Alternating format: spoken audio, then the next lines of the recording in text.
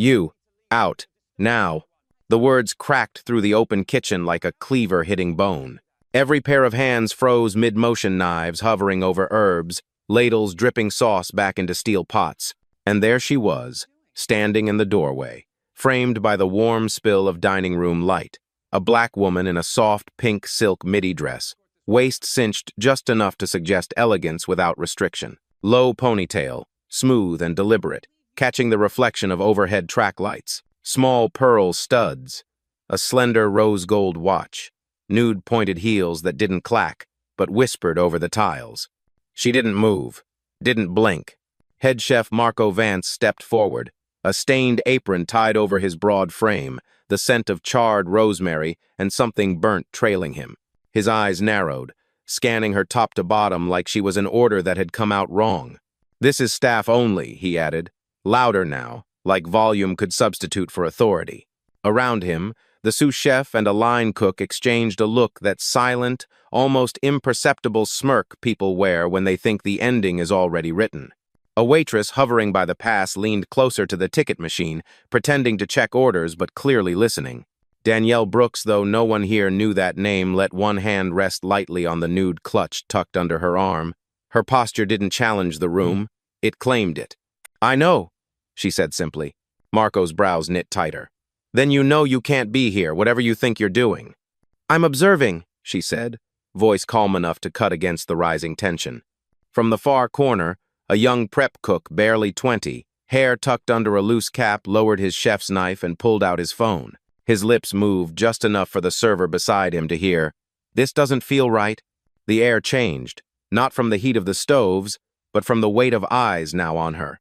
Marco took another step, close enough for her to smell the garlic on his breath. "You walk in here, unannounced, critique my menu. That's not happening. So, last time, out." She didn't answer, just adjusted her grip on the clutch. The silk of her dress shifted in the kitchen draft, a faint ripple, like the moment before a wave breaks. "Before we continue," her voice lifted slightly, not for him but for the space. "Where are you watching from? Drop your city or country in the comments below. And if you believe in dignity and justice, hit like and subscribe. These stories spark change, and we're glad you're here." Now, back to Danielle. Marco exhaled through his nose, sharp and dismissive. "Come back when you own the place," he said, turning away. She didn't smile, didn't speak, but in the stillness of her gaze, the kitchen hadn't realized yet the countdown had already begun. The kitchen noise returned, but thinner now, knives hitting boards a little slower. Voices dropped just enough to signal they were listening. Danielle didn't move from the doorway. From a distance, she could have been any diner curious about the inner workings of a fine dining flagship, but there was something about the stillness of her stance, weight balanced evenly, chin lifted just slightly, that made even the flickering heat lamps above the pass seem to hesitate. She let her eyes wander, not nervously, but like a quiet audit. She noticed the smudge of sauce on a pristine white plate headed for table 14, the uneven sear on the ribeye resting under a strip of foil, the heavy hand of garnish on the new citrus salmon entree. She had approved that dish 2 weeks ago on paper. This was her first time seeing it plated in person, and it didn't look like what she signed off on. From the side, the sous chef, a tall man with sleeves rolled past his elbows, leaned toward Marco. "Want me to get security?" he murmured. Marco shook his head without looking. "I can handle a stray." Danielle's gaze passed over them without pause. She had seen this choreography before 20 years ago, when she was a line cook fresh out of culinary school, and again at 31, when she tried to license her first restaurant concept. The same half smiles, the same assumption that she didn't belong in certain rooms, or in this case, kitchens. She stepped forward, just one pace, the hem of her pink silk dress brushing against the tile. A busboy carrying a tray of glassware stopped short, unsure whether to move around her or wait. She smiled, small, polite, and shifted enough for him to pass. "Can I help you with something?" the sous chef asked finally, voice tinged with the polite hostility of someone who already thought the answer was no. "You could," she said, eyes on the ribeye as the server whisked it away. "But you won't." From the corner, the young prep cook still had his phone in his hand, the camera angled low. He caught the way she spoke, calm even, but with a weight that made the sous chef step back half a pace without realizing it. In the dining room beyond the glass, a couple seated near the chef's counter glanced over. They didn't know her name, but they noticed the way the staff seemed to orbit around her, even in resistance. Marco clapped his hands once, sharp. "All right, back to work, let's get the energy up." He tossed a glance over his shoulder at Danielle. "Or do you need me to personally escort you out?" She let the question hang, eyes steady. Then she looked past him, to the brass plaque on the wall, the one bearing the restaurant's name in looping script. She'd chosen that font, the color of the metal, even the exact placement above the doorway. Marco didn't notice the way her mouth tilted, just slightly, at one corner. Marco closed the gap between them, his heavy steps eating up the few tiles that had kept him comfortably in charge. He stopped just close enough that the heat from the grill still clinging to his apron brushed the cool air around her. "You didn't answer me," he said, voice dropping into something darker. "Do you need me to show you the door?" Danielle's eyes didn't leave his. "Do you need me to tell you how to plate your ribeye?" That earned a muffled snicker from the prep cook in the corner, quickly covered by the clang of a sauté pan. The Sioux chef's lips tightened. Marco's smile was the kind meant to hide irritation, but only managed to sharpen it. He reached out, plucked the folded tasting menu from her hand, the one she'd been quietly holding since she stepped in, and without breaking eye contact, tore it in half. Paper gave way with a dry snap. "This isn't for you," he said, letting the pieces fall to the floor. "Our kitchen doesn't answer to random walk-ins." The pink silk at her waist shifted slightly as she breathed in, slow. A ripple moved through the room, a junior server pausing mid-pour, a busboy freezing halfway through stacking plates. From the far end, the VIP couple at the chef's counter leaned in, sensing the air grow heavier. The woman whispered, "What's going on?" The man just shook his head, eyes fixed on the scene. Danielle crouched, collected the torn halves, and set them neatly on the nearest stainless steel counter, not thrown back at him, not discarded, placed. "I've been in this kitchen before," she said softly, almost like a memory she wasn't sharing with him so much as with herself. "Long before you were here." Marco tilted his head, dismissive. "Congratulations. That and $10 gets you a coffee across the street." The prep cook's phone angled higher now, catching the edge of Marco's smirk. The sous chef stepped forward, arms folded. "We've got health codes. Can't just let anyone stroll in here." "Anyone?" Danielle repeated, eyes cutting to him. "That's right." For a second, silence spread out between them, the kind that feels like the space before glass shatters. In the dining room, a guest shifted in their seat, the scrape of chair legs too loud in the tension. Danielle straightened her spine, her low ponytail catching the kitchen light as she did. "Then maybe you should be sure who you're talking to before you decide where they belong." Marco gave a short laugh, already turning back to the pass. "Come back when you own the place." The young prep cook's thumb froze above his record button, because if he'd known what those words would mean in the next few minutes, he wouldn't have let a single second slip by. The words hung in the heat like steam off a boiling stockpot. "Come back when you own the place." Marco had already turned to bark at the line cooks when he noticed she was still there, not moving, not even pretending to leave. That pause irritated him more than any argument could have. "You deaf?" he asked, loud enough for the prep team to hear. "Doors that way." The sous chef smirked, emboldened. "We're in the middle of service. You're slowing us down." Danielle shifted her clutch from one arm to the other, the silk of her pink dress whispering against itself. "I'm not here to slow you down. I'm here to see if the flagship lives up to its name." Marco scoffed. "Flagship? This is my kitchen, my menu, my standards." He stepped closer, voice pitched low but dripping with disdain. "And you're not on the list. You don't get to critique what you didn't build." That last line drew a couple of soft, incredulous murmurs from the dining side of the glass. One diner pressed her hand to her mouth, another leaned over to whisper to his date. Danielle's gaze didn't flicker. "Didn't build?" Marco turned to the sous chef as if for backup. "See, this is the problem. People think they can walk in from the street, act like they run the place." He looked her up and down in a single sweep that lingered just long enough to be insulting. In a brunch dress, a low laugh rippled from the busboy station. The prep cook stopped recording for a beat, stunned at the blatant dig, then hit record again. Danielle didn't rise to the bait. She simply let the insult hang, like smoke, so everyone could smell it. From the far side, the young server at the pass, the one who'd been pretending to check tickets earlier, finally spoke up. "Chef, maybe," he trailed off under Marco's glare. "Number, we're done." Marco cut in, turning back to her. Security will walk you out.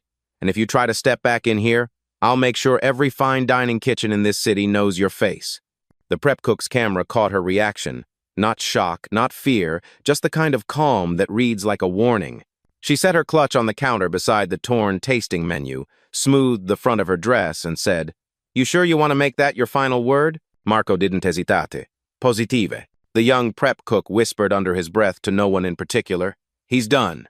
Danielle let the silence stretch until even the hiss of butter on the skillet seemed to fade. Then, with deliberate calm, she reached into the side pocket of her clutch and pulled out a slim phone. No rush, no raised voice, just precision. She tapped a single contact. The line clicked almost instantly. "Renee," she said, her tone steady enough to make the prep cook's recording pick up every syllable. "Activate termination protocol. Pull the franchise file for this location, Marco Vance, head chef. Open the breach of conduct section." A beat of silence on the line, then a crisp voice. "Confirmed, Miss Brooks. Authorization required?" "Yes. My voice. Timestamp this minute. And flag every statement made in the last 5 minutes for legal review." Across the kitchen, Marco chuckled, the sound sharp, defensive. "You calling your Yelp friends? Or maybe some food blogger to cry about the mean chef?" The sous chef smirked like the joke had landed. Danielle didn't look at him. "Also," she continued into the phone, "send the updated menu photos to corporate quality control. I'll want side-by-side comparisons with what I'm seeing right now." "Understood," Renee replied. "Live updates will be sent to your tablet." By now, the dining room beyond the glass had gone noticeably quieter. Guests at the counter leaned forward, watching the exchange like it was part of the evening's entertainment. Marco waved a dismissive hand. "Lady, I don't know what game you're playing, but I've run this kitchen for 5 years without anyone." "That's about to end," Danielle said, still not raising her voice. She glanced briefly at the young prep cook's phone, then back to Marco. "And it's not a game. It's an audit." The sous chef laughed under his breath. "An audit? What, are you from the health department?" "No," she said simply. "Worse." That word landed heavier than it should have. From the pass, the junior server cleared his throat again. "Chef, maybe we—" "Quiet," Marco snapped. "She's nobody." Danielle turned slightly toward the dining room, her rose gold watch catching the light. "Funny," she said, more to herself than anyone else. "I've been called nobody in kitchens before. Those kitchens aren't standing anymore." The prep cook's camera caught the sous chef's expression changed, not a full realization, but the first flicker of doubt. Renee's voice returned in Danielle's ear.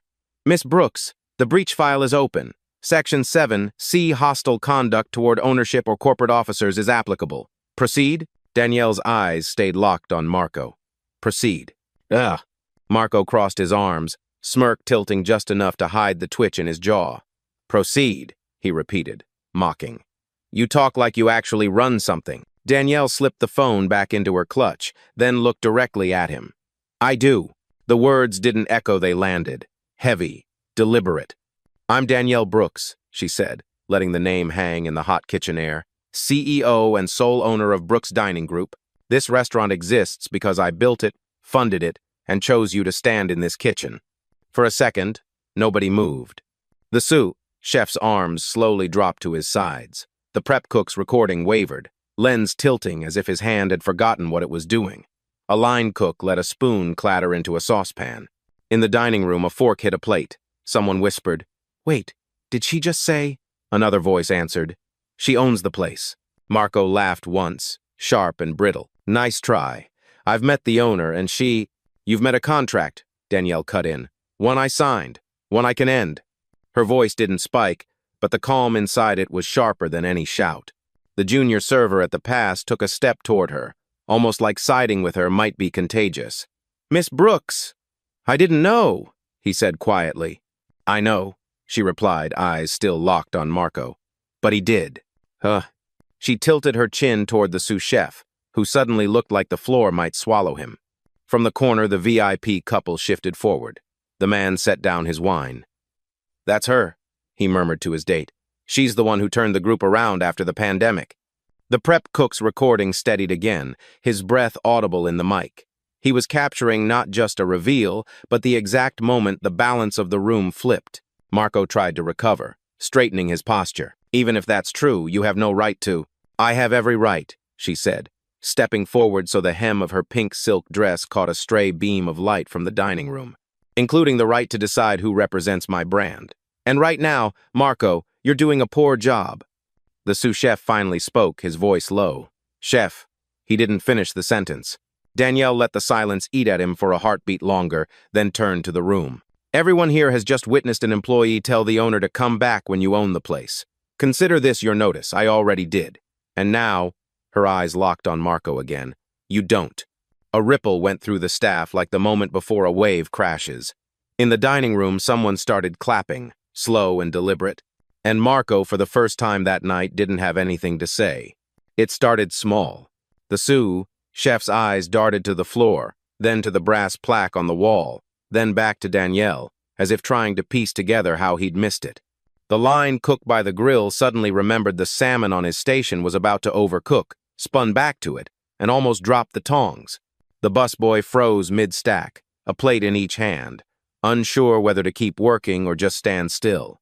In the corner, the prep cook's phone stayed fixed on the scene, but his breathing picked up, ragged through the mic. This wasn't just a TikTok clip anymore. This was a career-ending moment for someone. The junior server at the pass swallowed hard. Miss Brooks, I'm so sorry, I didn't... You didn't know, Danielle said without looking at him, but you do now. So choose your next move wisely. In the dining room, the VIP couple exchanged glances. The man leaned toward the glass, elbows on the counter, whispering to his date. This is the owner. She's shutting him down right here. The woman's eyes widened, her hand coming up to cover her mouth. Marco's smirk had been gone for a while now, but he still stood his ground barely. His jaw clenched hard enough that a muscle twitched under the skin. So what? You're gonna fire me in the middle of service? In front of my team, my guests? Danielle stepped closer, and for the first time, Marco instinctively leaned back. The rose gold watch on her wrist caught the light again, a quiet flash that felt like punctuation. This isn't your team, she said, voice calm, steady. It's mine, and these aren't your guests. They're my guests, which means your mistakes, your arrogance, land on my name. A murmur rippled through the staff. The sous chef shifted his weight, like the kitchen floor had suddenly gone unstable. From somewhere near the fry station, a line cook whispered, She's not kidding. Marco glanced at the sous chef for support, but the man took a step away instead, putting a prep table between them. The busboy finally set his plates down, his eyes flicking from Marco to Danielle and back again. What happens now? He asked, not to anyone in particular. Danielle didn't answer right away. She let the question hang, the tension coiled tighter. Then she said, Now, we clean house. The prep cook's camera caught it all the way the sous chef looked down, the way Marco's face shifted from defiance to calculation, and the way the entire kitchen seemed to collectively realize they were standing on the edge of something final. Danielle didn't raise her voice. She didn't have to. She reached for her phone again, this time setting it on speaker. Renee, she said, her tone almost conversational. Pull up the master franchise agreement for the Brooks Dining Group. Location code, SFO1. Head chef, Marco Vance. A crisp reply came immediately. Open. Ready for your directive. Section 7. C. Hostile conduct toward ownership or corporate officers, Danielle said. Initiate full termination. Effective immediately. A sharp inhale cut through the kitchen, the sous chef. Marco laughed, but it was the kind of laugh that breaks halfway through. You can't be serious. You're going to blow up $1 billion deal over, what, a misunderstanding? Danielle's eyes didn't leave his. This isn't a misunderstanding. This is a breach. In the dining room, a fork clinked against porcelain. Someone muttered, She's actually doing it. Authorization confirmed, Renee said through the speaker. Proceed with revoking all access, both digital and on-site. Do it, Danielle replied. Almost instantly, a chime sounded from the kitchen's management tablet mounted on the wall. A red banner appeared. Account access revoked. The screen dimmed. The sous chef stepped back like the tablet had just burned him. From the corner, the prep cook's camera caught Marco's face as he realized the order screens were going dark one by one. The inventory system logged him out. Even his email pinged on his phone, access denied. This is insane, Marco said, turning to his staff as if for backup.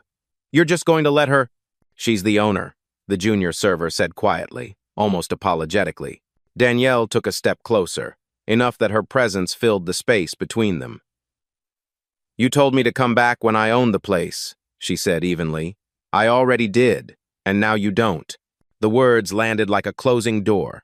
Behind her, the VIP couple began clapping. It started slow, a deliberate rhythm, and spread through the dining room until the sound filled the air. The kitchen, in contrast, stayed silent except for the distant hiss of something forgotten on the grill. Marco's shoulders sagged, but he didn't say another word. The sous chef avoided his eyes entirely. Danielle turned, picked up her clutch, and glanced once more at the brass plaque above the doorway, her plaque, her name. "Renee," she said into the phone, "schedule a site meeting with the transition team. We'll start fresh." "Confirmed," Renee replied.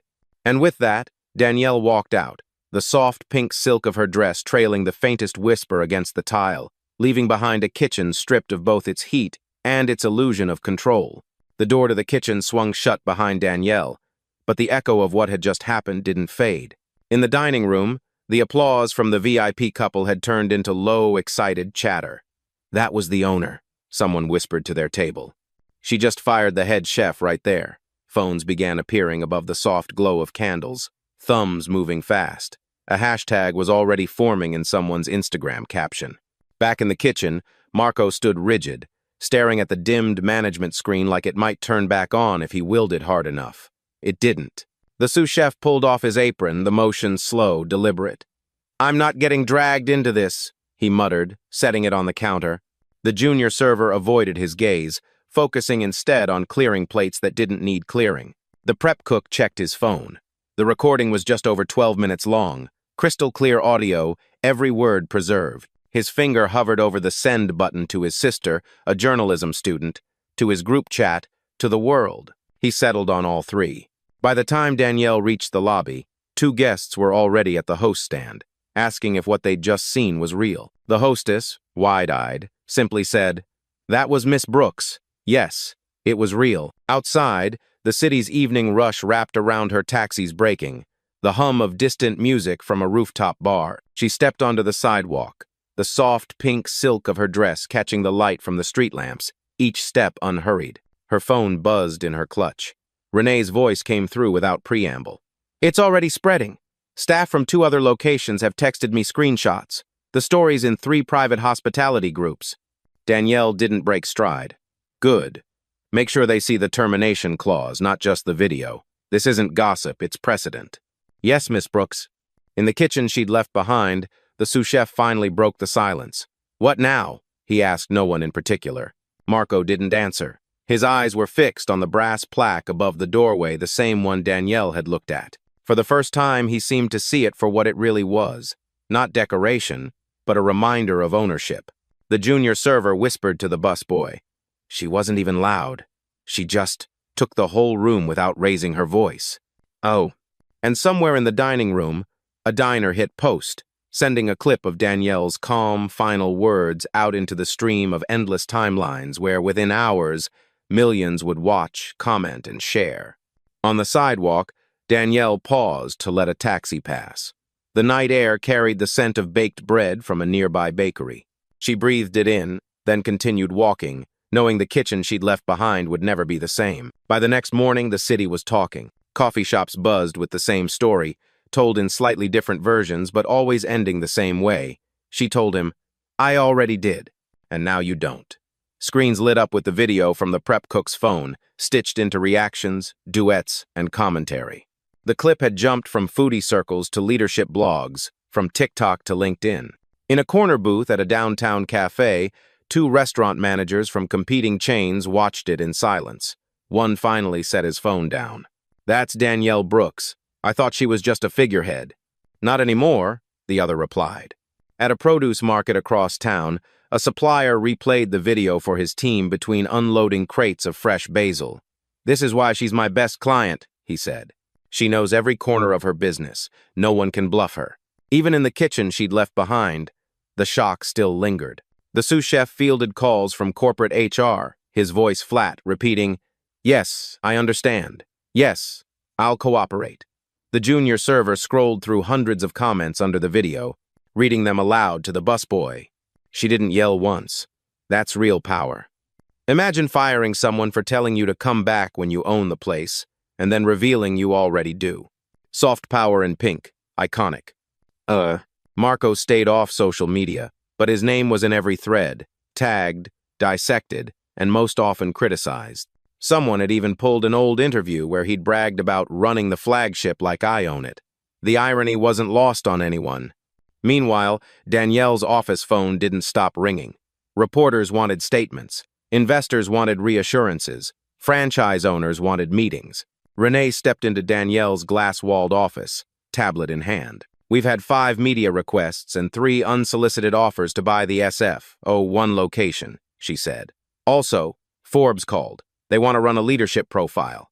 Danielle, seated behind her desk in the same rose gold watch but now in a charcoal suit, didn't look up from reviewing the updated franchise protocols. Decline Forbes for now. I don't do stories in the middle of storms, but schedule meetings with the offers. Let's see who understands the value of my brand. Yes, Miss Brooks. Oh. Through the office window, the skyline gleamed in the late morning sun. Danielle allowed herself a small smile. The city knew her now, not just the name on a plaque, but the person behind it. And she knew the video would outlive the gossip cycle. It would sit in the public memory as a reminder of one thing. Ownership isn't about volume, it's about control. 3 days later, the Brooks Dining Group headquarters conference room was filled to capacity. Franchise owners from across the country sat around the long walnut table, their expressions a mix of curiosity, caution, and calculation. At the head sat Danielle, the same rose gold watch on her wrist, but now paired with a black silk blouse and tailored slacks. She didn't have to raise her hand for silence, it fell on its own as she leaned forward. You've all seen the video, she began, her voice even. Some of you called to congratulate me. Some called to warn me about public perception. And some, her eyes moved down the table, pausing just long enough on 1 or 2 faces, are wondering if it could happen to you. A ripple moved through the room. She tapped a remote, and the large screen behind her lit up with 2 images. On the left, the brass plaque from the SF01 kitchen. On the right, a screenshot from the viral video showing Marco mid-sentence, pointing toward the door. This, she said, nodding to the plaque, is ownership. This, she gestured to Marco, is what happens when you forget it. The words weren't loud, but they carried. From the far end, a franchisee in a navy suit cleared his throat. With respect, Danielle, some of us worry this sends the wrong message that you'll intervene directly instead of letting us handle our own staff. Danielle met his gaze. If your staff is representing my brand, they're my staff. My intervention isn't a threat to your autonomy, it's a guarantee of our standard.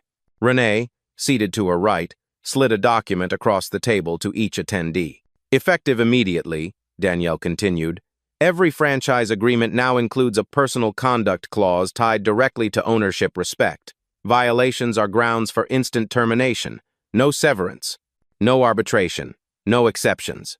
Murmurs broke out, some uneasy, some approving. She let them talk for a moment before cutting back in. This isn't about fear. It's about clarity. Our guests don't see your name above the door, they see mine. That means if one person undermines the dignity of this brand, they undermine all of us, and I will not let that stand. A silence settled, heavier than the murmurs before. At the far end, a younger franchise owner raised her hand slightly. What if we see it happening somewhere else? Not in our location, but in another. Danielle smiled, faint but certain. Then you record it. You send it to me, and I promise you the response will be swift. The meeting ended without applause, but with something better. A room full of people walking out knowing the standard had shifted and that Danielle Brooks would enforce it herself if necessary. That evening, Danielle stood alone on the rooftop terrace of her downtown penthouse. The city stretched beneath her towers of glass and steel, reflecting the last streaks of sunset, streets humming with the early stir of nightlife. She held a glass of still water, condensation beating against her fingers, her rose gold watch catching the final gold of the day. The pink silk dress was gone. Now she wore a soft cream wrap, hair still in the same low ponytail. Power didn't always need a uniform, but dignity was non-negotiable. Her phone buzzed on the table beside her. A notification from Renee. View count just crossed 42 million. Hashtag soft power in pink. trending in 8 countries. Danielle set the glass down, the faint click echoing in the quiet. She opened the video, watching herself step into that kitchen again, the torn menu, the unflinching gaze, the final words, "I already did. And now you don't." For a moment, she let the memory replay not for validation, but as a reminder. This wasn't about one chef, one restaurant, or even $1 billion contract. It was about a line in the sand, a message that carried beyond tiled floors and brass plaques. Respect is not optional. Behind her, the sliding door opened. Renee stepped out, holding a folder. "It's the revised training protocol," she said. "Every new hire will get it on day 1. Danielle nodded, taking the folder. "Good. And make sure they understand it's not just a policy, it's culture." "Yes, Miss Brooks." "Oh." Renee left, and Danielle turned back to the skyline. The lights of the city were brighter now, sharp against the deepening blue. Somewhere down there, kitchens were firing orders, servers weaving between tables, guests lifting glasses in toasts. She thought of the brass plaque again, her name, her standard, and the fact that from this day forward, no one working under it could claim they didn't know who she was. A breeze caught the edge of her wrap, and she smiled, not for the cameras or the headlines, but for herself. Because power wasn't in the shouting. It was in the choice to stand still while the room shifted around you. And as the city lights flickered like applause in the distance, Danielle Brooks, Black CEO, owner, and unshakable standard-bearer, knew this was only the beginning.